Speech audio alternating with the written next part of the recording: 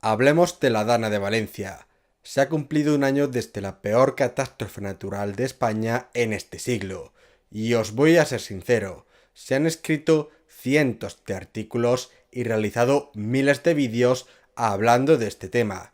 Así que yo realmente no voy a aportar nada nuevo. Lo único que voy a hacer es sumar una denuncia más ante una de las actuaciones políticas más miserables de la historia de nuestro país. Pero también, al final del vídeo, quiero hacerle un pequeño homenaje a todas las víctimas de una tragedia que se podría haber evitado. Pero primero, vamos a recordar lo que ocurrió aquel fatídico día. El 29 de octubre de 2024 ya está marcado en la historia negra de España. Desde las primeras horas de la mañana, la EMET emitía avisos de alerta roja en el interior y el litoral de Valencia, el nivel máximo que advierte del riesgo de las precipitaciones. Ese día cayeron centenares de litros cúbicos por metro cuadrado. Turís registró el récord absoluto, donde se registraron más de 771 litros por metro cuadrado. Para que os hagáis una idea de la magnitud, en un día llovió más que en todo el año. Unas 229 personas murieron en Valencia, 7 en Castilla-La Mancha y 1 en Andalucía, y más de 2.600 resultaron heridas a causa de unas inundaciones que se extendieron por al menos 78 municipios, siendo la más mortífera la riada del Barranco del Pollo, que se llevó 200 vidas. El caudal llegó a ser de 3.500 metros por segundo, 8 veces el caudal del río Ebro y mayor que el caudal medio del río Nilo. La descoordinación y la tardanza de las actuaciones de las autoridades públicas fueron claves para que la tragedia alcanzara tales proporciones. Las líneas del 112 colapsaron al recibir unas 20.000 llamadas. Mientras el servicio de emergencia recibía miles de peticiones de auxilio,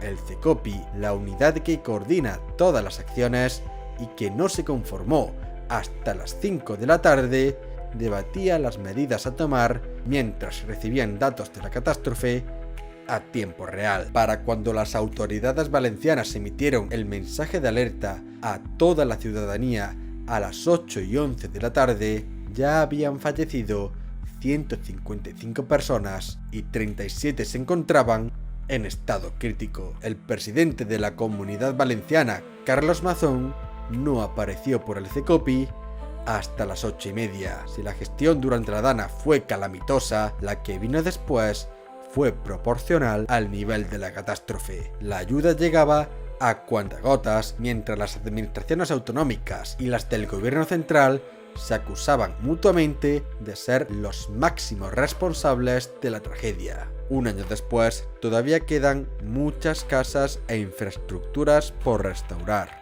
y la economía local sigue sin recuperarse. Tan solo el 18% de los afectados han recibido hasta ahora las ayudas prometidas. Independientemente de quién tuviera la culpa, lo que quedó patente aquel día fue la ineficacia de las autoridades públicas para hacer frente a las grandes catástrofes naturales, demostrando que las decisiones políticas, al igual que el cambio climático, también cuestan vidas.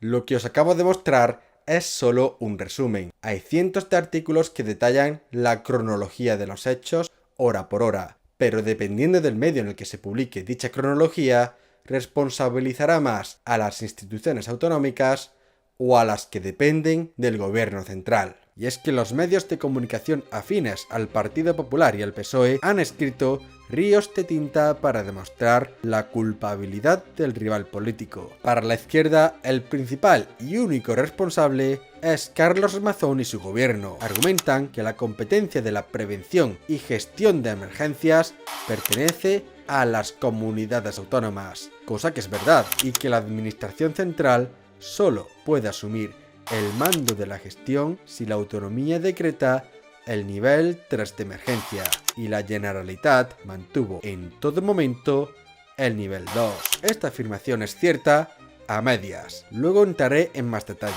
Además, acusan al presidente valenciano de no estar al frente de la situación en los peores momentos de la Dana. Mazón justificó su ausencia por una comida de trabajo. También le recriminan minusvalorar la emergencia por afirmar que para las 6 de la tarde las lluvias habrían remitido. El tuit fue borrado posteriormente por su equipo. Sin embargo, para la derecha, los culpables son las instituciones que dependen del gobierno central y, por tanto, el responsable final de la trágica gestión fue Pedro Sánchez. Afirman que tanto la EMET como la Confederación Hidrográfica del Júcar no advirtieron de la gravedad real de la situación y, por tanto, el ejecutivo de Mazón no pudo tomar las medidas pertinentes. Pero hay que matizar estas informaciones. Es cierto que al principio la alerta roja de la EMET solo duraba hasta las 6 de la tarde, pero la agencia fue actualizando sus avisos continuamente y para la tarde ya decían que la emergencia se extendería hasta el día siguiente, pero sí erraron en sus previsiones, ya que las más agoreras pronosticaban que caería hasta 180 litros por metro cuadrado durante toda la jornada, una cifra muy inferior a la que cayó finalmente, y los ojos de la Confederación Hidrográfica del Júcar estaban fijados en el río Magro, que ya se estaba desbordando, y preveían un caudal de 1000 metros cúbicos por segundo, y también vigilaban la presa de Forata, donde existía un riesgo de rotura. Esto provocó que no se le prestara la debida atención al barranco del Pollo, que aunque advirtieron de un caudal peligroso durante la mañana, este remitió al mediodía. Para cuando se dieron cuenta del brutal crecimiento de la riada por esta rambla, ya era demasiado tarde. Es aquí donde está la clave para determinar quién es el responsable. Desde la institución defienden que ellos solo se encargan de vigilar las presas y los grandes ríos, y la competencia para vigilar los barrancos y las cuencas menores pertenecen a las autoridades autonómicas. Y en ese momento ningún empleado autonómico estaba vigilando el barranco del Pollo. Este argumento lo comparte la jueza instructora de Catarroja, Nuria Ruiz, en su investigación judicial para dirimir responsabilidades. Pero las acusaciones de la derecha mediática no se quedan ahí. También critican que Pedro Sánchez no enviase todos los recursos del Estado desde el primer momento y que el gobierno central no asumiese el mando ante una Generalitat claramente desbordada. Y es que, aunque es cierto que son las comunidades autónomas las que deben aumentar los niveles de emergencia, el gobierno central tiene la potestad de declarar el nivel 3 de alarma de forma unilateral, una decisión que no se tomó en ningún momento. En otras palabras, la peor catástrofe natural en décadas nunca tuvo el nivel 3 de emergencia por decisiones políticas. Y por último, también acusan al gobierno de no ejecutar un plan para encauzar, laminar y desviar el agua de la cuenca del Pollo, elaborado en 2010 y validado por el Ejecutivo de Zapatero. Sin embargo, el gobierno de Mariano Rajoy no lo llevó a cabo por razones presupuestarias. Pero cuando los socialistas volvieron al poder con Teresa Rivera como ministra para la transición ecológica, tampoco lo ejecutó por falta presupuestaria y problemas medioambientales, a pesar de que fue ella quien firmó en su día el impacto medioambiental positivo. Según la información del Español, la obra tenía un coste de 55 millones de euros, una cifra muy inferior a los 17.800 millones de euros en daños provocados por la Dana, y por esa razón acusan a Rivera de haber metido en el cajón un plan que, de haberse ejecutado, habría salvado muchas vidas. El caos de aquella jornada ha dificultado establecer un responsable claro de la gestión de la Dana, y las esferas mediáticas de ambos bandos solo enturbian más la situación. Al final será la justicia la que determine quiénes fueron los responsables de la pésima gestión de la Dana, pero la ciudadanía, dependiendo de su ideología, ya tiene un veredicto claro. Y para ti, ¿quién es el culpable? Con todo esto dicho, es el momento de dar mi opinión, y para mí, todos los políticos implicados en la gestión de la Dana son culpables de esta tragedia, y eso incluye tanto al Partido Popular como al PSOE. Evidentemente, unos son más responsables que otros, empezando por el que para mí es el máximo responsable, Carlos Mazón. La ley es clara, son las comunidades autónomas quienes tienen la competencia de prevenir y gestionar las emergencias. Y aquí es evidente que ni Carlos Mazón ni su respectiva consejera hicieron bien su trabajo, por decirlo suavemente. Bueno, es que Mazón ni siquiera hizo su labor. Estuvo horas comiendo en el Ventorro en una comida de trabajo para, fijaos lo importante que era, ofrecerle a una periodista dirigir la televisión autonómica mientras su territorio sufría una de las peores inundaciones del último siglo. Y Salomé Pradas presidía un CECOPI que mientras debatía qué demonios hacer, en el mismo edificio estaban recibiendo en ese mismo momento miles de llamadas de socorro. Pero es que cuando por fin se dignó a aparecer, no tuvo la decencia de reconocer que todo aquello superaba con creces la capacidad de la comunidad autónoma para poder hacer frente a esta catástrofe, y no quiso decretar el nivel 3 de alarma para recibir cuanto antes todos los recursos del Estado y sin excusas para poder rescatar lo antes posible a los afectados. No lo hizo por puro orgullo, para no darle un tanto político a Pedro Sánchez y que la gente no viera que él era incapaz de gestionar esa situación. Pero su inutilidad se hizo patente desde el minuto 1, y él sabe que no hizo bien las cosas, porque si no, no habría cambiado reiteradamente su versión de los hechos a medida que se iban destapando sus contradicciones, ni habría manipulado ni ocultado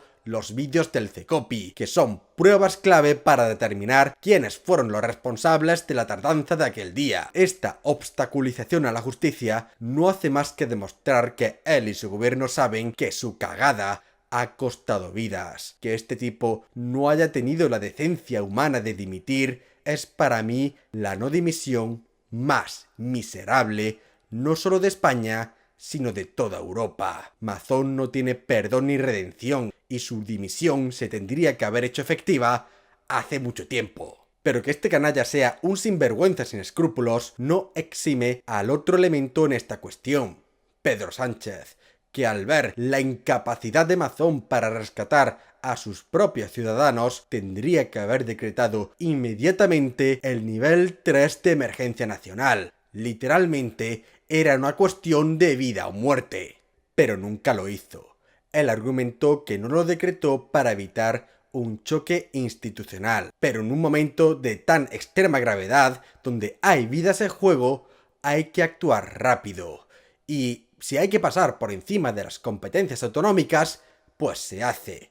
Porque además, el Estado tiene las herramientas legales para hacerlo. No me vale la excusa de que son las comunidades autónomas las que tienen la obligatoriedad de solicitarlo, porque la ley del estado de alarma da al gobierno la potestad de decretarlo unilateralmente, si se cumplen ciertas condiciones. Y en la Dana de Valencia se cumplían absolutamente. Cuando ves a tus ciudadanos sufrir, como presidente, tienes que actuar al instante y no esperar a la solicitud reglamentaria del presidente autonómico de turno. Vuelvo a decir que la decisión de Mazón de no decretar el nivel 3 de emergencia por orgullo político me parece despreciable. Pero también me lo parece la actitud de Pedro Sánchez de lavarse las manos para dejar que un líder de su rival político se quemase con la gestión. Y no hago otra analogía por respeto a las víctimas. Y si es cierto que había planes que nunca se ejecutaron por cuestiones presupuestarias o medioambientales para desviar el cauce del pollo, entonces no hace más que confirmar una vez más el lamentable nivel de todos nuestros políticos, porque los sucesivos gobiernos del PP y del PSOE no han hecho nada para construir unas infraestructuras hídricas necesarias en una zona donde históricamente hay riesgo de inundaciones. Pero no quiero dedicarle más tiempo a la lucha política más lamentable desde el 11M. Ya ha quedado patente que nuestros políticos prefieren la confrontación por un puñado de votos antes que trabajar juntos por el interés común, y no merecen más tiempo que el de la denuncia de rigor. Ahora lo que quiero hacer es dedicarle el resto del vídeo a recordar la memoria de todas las víctimas, que no tuvieron más culpa que estar en el lugar equivocado, en el momento equivocado, por no haber sido advertidos debidamente. Ojalá pudiera hacer algo más por ellos. Su recuerdo merece mucho más, pero tan solo puedo ofrecer este pequeño homenaje y desear que a los responsables de sus fallecimientos le caiga todo el peso de la ley. Yo me despido aquí. Dale un buen like a este vídeo si te ha gustado, compártelo con todos tus contactos y no te olvides de suscribirte a este canal y al resto de mis redes sociales. Pero sobre todo, te pido que te quedes hasta el final. Por mi parte, nos vemos en el siguiente vídeo. Hasta la próxima.